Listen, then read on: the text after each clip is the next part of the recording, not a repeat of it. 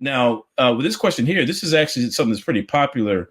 And I learned this from you and David Wood, actually. So the question is, this is from Amir Ashafra. And let me be clear in saying, I'm not asking this question to, make light of him or try to put him on the spot or anything like that, but it's a teaching opportunity. So he asked the question, he says, where in the Bible does Jesus say, I am God, worship me? Now, the way this is phrased, this is a very popular question that many Muslim apologists or just kind of like Muslims teach their followers or whatever to ask Christians. It's kind of like a stump you kind of a thing, and they teach them to frame it in this particular way. Now, I'm gonna let you take a stab at this, but one thing I want to say is that when people ask you a question or when they raise an objection to Christianity, you always want to be looking for the presuppositions. What does the question presuppose? What are the presuppositions that undergird the question? Now, the presupposition is that in order to have justification for referring to Jesus as God, you would have to have some text where he explicitly states it in the manner that is framed in this question. And if you can't provide something like that, then therefore you don't have justification for affirming that Jesus is God. Now, the reality is, going back to what Anthony was saying, is that there are various passages that we can refer to by which we can affirm that Jesus did indeed indicate that he was God. And some of them weren't necessarily a matter of him making some declarative statement to that effect, but it was in demonstrating through his actions. He had these different miracles that he did that affirmed, hey, you know what?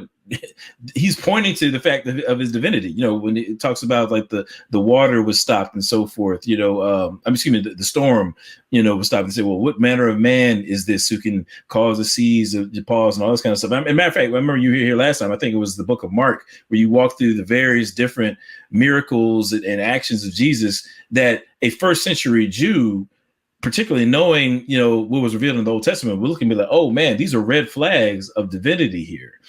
So again, Jesus, in terms of his earthly ministry, didn't declare anything about himself in terms of some sort of proclamation. He proclaimed himself through his actions, particularly the nature of the miracles that he did, which indicated his divinity. And then he also made references to, the Old Testament scriptures in terms of him being the Son of Man and so forth, that were also indicative of him being divine in the same sense that the Father is. So, but I want to throw this to you, Anthony. I'm sure you've run into this a lot. So, like when you do, how do you come back at that? Yeah. So first of all, just to give this a label, we like to call this the exact words criteria. Mm-hmm. Right. Unless God says it in exactly the way I tell him he has to say it, then he can't be, whatever he does tell us he is. And right. That's just fallacious, right? Once you break it down, what they're saying, that should surely expose it for what it really is. I mean, the very idea that we can tell God how he has to say something to us right. ought to strike us as indicating a fundamental problem in our approach to God. Right. We don't tell God how he has to say something. Rather, we look at what he does say and draw out the necessary implications and inferences. Otherwise, what we're doing is we're saying we're God, right? And only if he satisfies what we have on our own authority laid down for him, only when he jumps through our hoops will we then acknowledge him as God. And it reminds me of the philosopher Ludwig Wittgenstein, who, he has this philosophy in his Tractatus Logico Philosophicus. He lays out this whole complicated, convoluted theory of language, where he says that basically all language is bogus and needs to be completely reworked. And then at the end of the treatise, he says, if you've understood me by this point, you realize, that you have to use my words like a ladder until you have climbed up beyond them and then kick away the ladder, right? So in other words, once you climb up this ladder, you then turn around and say this ladder is worthless. It doesn't even function like a ladder, right? It can't get me. You basically, right. But so self-defeating, right? Yeah, that's what this kind of approach is, right? It's saying I'm going to play God, tell you how you have to say it, and only after that will I acknowledge that you're God. Well, if he's only God on the basis of the passing your criteria, then he's not really God, is he? Right? We're called to bow down to what he says, not make him bow down to what we say. But now the other thing is, so now let's apply this question to the assumption of the questioner. The questioner assumes the Father is God, right? And he wants us to show that Jesus used this language. Well, let's turn the question back on the questioner, and I mean that respectively, but respectfully. But where does the Father in the gospel, since we're talking about Jesus in the gospels, where does the Father say, I am God, worship me? I can tell you of a certainty, you will never find it. There is no such statement. We do find Jesus telling people to worship the Father. We find the apostles telling people to worship the Father, right? But that's the same sort of thing that we find when it comes to Jesus, right? We find apostolic proclamations to this effect. We find prophetic statements to this effect. So if the questioner's assumption were valid, then it wouldn't only disprove that Jesus is God, it would disprove that the Father is God, because you never have the Father speaking that way. Ironically, you do have the Father saying about Jesus that he is God and that you're to worship him. Right? So surely if the assumption of the question is the Father is God without question, but not Jesus, so we need proof that Jesus is. So if that's the assumption, then if we can find the Father saying it, then that should be sufficient, right? So for example, in Hebrews 1 verse 8, the Father says about the Son, your throne, O God, is forever and ever. So the Father calls the Son God. In verse 6, just 2 verses prior to that, the Father says about the Son, let all the angels of God worship him. So here we have, in the space of 2 or 3 verses, the Father calling Jesus God, commanding the heavenly hosts to worship him. If the heavenly hosts, who are higher than us, are commanded to worship him, how much more are we required to worship him? And of course, we do find people worshiping him. Now, because Jesus in the Gospels identifies himself as the one who spoke to people in the Old Testament, right? We can go back to the Old Testament and see things that Jesus said about himself. As an example, we looked last time at John 8:58. Remember, throughout the context, Jesus is identifying himself as one who was known to and spoke face to face with Abraham. Right? The Jews are livid with Jesus because Jesus is saying they're not truly descendants of Abraham spiritually because they're trying to kill him. But Abraham did not do this, right? Abraham did not try to kill him. Then Jesus, says several other things, which eventually leads the Jews to say, you're not yet 50 years old and you have seen Abraham. So they understand what he's saying. They know exactly what it meant, right? Yeah, and then Jesus said, I tell you the truth, before Abraham became, I am. He also said, Abraham rejoiced to see my day. He saw it and was glad. So there was a day that Abraham looked forward to seeing Christ. He saw it. Jesus says it in the past tense. Someday in the past when Abraham saw Jesus and rejoiced in seeing him. And so here, Jesus not only says that he saw Abraham, by the way, but he says he's eternal. Before Abraham became, I am. He contrasts the temporal becoming of Abraham with his eternal existence. So he identifies himself as the eternal one, the one who appeared to Abraham. When we look back to the life of Abraham and ask, when was it that Abraham saw the eternal one, the I am? And remember, the name I am is essentially where we get the name Jehovah from, or the phrase I am is where we get the name Jehovah. It's a noun form of that expression.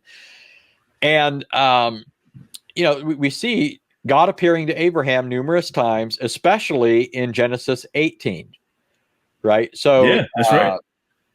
So does the one who appears to Abraham and to the patriarchs and the prophets in the Old Testament say, I am God, worship me? Absolutely, over and over again, right? Since Jesus says, I'm that person, it doesn't take an especially rational person, who's, I guess, spent 8 years studying logic to understand the implications of this. Right. And to your point, I mean, they knew exactly what it meant. The people that he was talking to knew what he meant, for sure. Yeah. And that makes another point for us. And it ties in with what you're talking about. We have to remember God's what I refer to as the divine pedagogy, right? You know what a pedagogue is in the ancient world. A parent or parents would entrust their children to the care of a pedagogue. That was like a schoolmaster who would train their child, teach them subjects, teach them how to read, teach them other things. And so the pedagogue was somebody who was leading the child to maturity in his thinking, in his education, and that sort of thing. Well, Paul says that the Old Testament was a pedagogue. It was a schoolmaster to lead us to Christ. So God is doing all these things to prepare us for the coming of Jesus. And so when Jesus comes, Jesus tells us that we have to understand what he's saying and doing in light of all that had been said in the past. That wasn't said for no reason, right? It was said for a purpose, so that people would understand what Jesus was saying. So Jesus in John 5 says, you search the scriptures thinking that in them you have eternal life, but these scriptures testify about me, right? Yeah, Jesus also said, that you claim to believe in Moses, but Moses spoke about me. Jesus in Luke 24 led the apostles on the road to Emmaus through the Old Testament, the law, the Psalms, and the prophets, and showed them in the scriptures what they were saying concerning himself. And so once we realize that, and then look at the Old Testament and see what God was saying and doing, and then looking at Jesus, we see Jesus saying and doing exactly what God said and did in the Old Testament. And here's the misstep that a lot of people make. They look at the Old Testament and they see how Jesus is what's known as the antitype of the Old Testament prophets. So the prophets are types, right? Shadows or pictures of the coming Messiah. Jesus is the antitype, the fulfillment of those types. What they don't also see is how Jesus is also the equivalent in the New Testament of the Lord in the Old Testament. Right. So here's what I mean. So as an example, in the Old Testament at the Exodus, Moses was certainly involved, right? Moses was leading the people. Moses raised his staff. The waters parted. So there is something that Moses is doing. But at the same time, we know that over all of this, God is acting. God is the one who caused the wind to drive back the waters. God is the one who caused the waters to stand up in a heap and Israel to cross over on dry ground. God is the one, in the specific language the Old Testament uses in various Psalms. Psalm 104, 106, 107 says God rebuked the waters of the Red Sea and they parted, right? That's the same thing that Jesus comes and does in the New Testament. He's not just being portrayed as a Moses-like figure. He's also said to do the distinctive acts that God did in those events. Jesus rebuked the winds and the waves, and they were still. Jesus is the one who not only does what prophets do in the Old Testament, he also does, over and above what the prophets do, what God distinctively did in those acts. And so these are some of the ways that Jesus presents himself as God, but he also makes explicit statements, right? Jesus explicitly says, Mark 2:28, I am the Lord of the Sabbath, right? That's explicit language. The Lord of the Sabbath. Nobody could say that, but the Lord, right? God isn't the only word that designates deity. The Lord designates deity. Absolutely. And the Lord of the Sabbath is the Lord, right? He's Jehovah. Absolutely.